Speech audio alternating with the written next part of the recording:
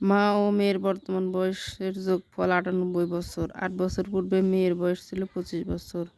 মেয়ের বর্তমান বয়স কত? এখানে আমাদের সুন্দর করে হিসাব করে অঙ্কটা, তাহলে ১ নম্বর প্রশ্ন আমাদের বলছে মেয়ের বর্তমান বয়স কত। এই যে মেয়ের বয়স ছিল ২৫ বছর। ১ নম্বরে কি বলছিল? মেয়ের বর্তমান বয়স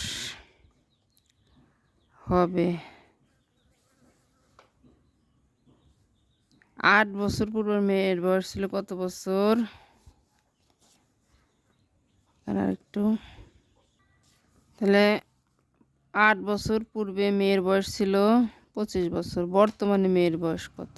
আমরা স্বাভাবিকভাবে কল্পনা করতে পারি যে যখন আমাদের বয়স ৫ বছর ছিল, ৫ বছর পর নিশ্চয়ই এই বয়স ১০ বছর হবে, ৫ যোগ হবে।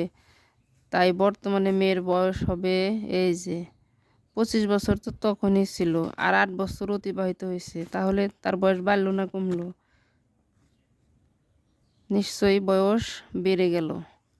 তাহলে ৮ আর ৫-এ ১৬, ৮ ৫ ১৩, ৩ হাতের ১, ২ আর ১-এ ৩, ৩৩ বছর। বর্তমানে মেয়ের বয়স কত বছর হলো? ৩৩ বছর। আবার ২ নম্বর প্রশ্নে কি বলছে? বর্তমানে মায়ের বয়স কত? এই যে ২ নং প্রশ্ন বলছে বর্তমানে মায়ের বয়স কত। যেহেতু মা ও মেয়ের বয়সের যোগফল ছিল, মা ও মেয়ের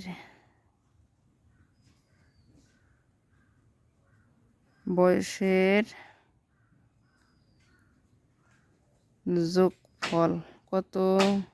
৯৮ বছর। মেয়ের বয়স কিন্তু আমরা অলরেডি পেয়ে গেছি, যে মেয়ের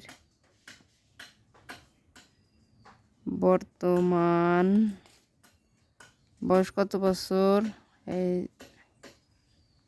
৩৩ বছর। তাহলে এই মায়ের বয়সের থেকে মেয়ের বয়স বিয়োগ করলেই আমরা কি পেয়ে যাব? মায়ের বর্তমান বয়স। মায়ের বর্তমান বয়স, মায়ের বর্তমান বয়স হলো ৮ আছে কত হলে, এই ৩ আছে কত হলে ৮ মিলবে? ৫ হলে হাতে আমার ১ না কিচ্ছু নেই হাতে।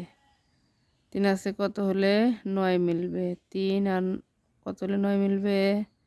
৬ হলে ৯ মিলবে। তাহলে মায়ের বয়স কত বছর? ৬৫ বছর। বর্তমানে মায়ের বয়স কত বছর? ৬৫ বছর। এটাই হলো উত্তর ২ নম্বরে। মায়ের বয়স ৬৫ বছর।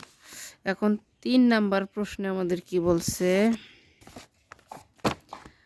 এই যে ১০ বছর পর মায়ের বয়স কত হবে? একদম সহজ একটি সমাধান। বর্তমানে মায়ের বয়স কত? এই যে ৬৫ বছর। বর্তমানে মায়ের বয়স ৬৫ বছর। ১০ বছর পর মায়ের বয়স বাড়বে না কমবে?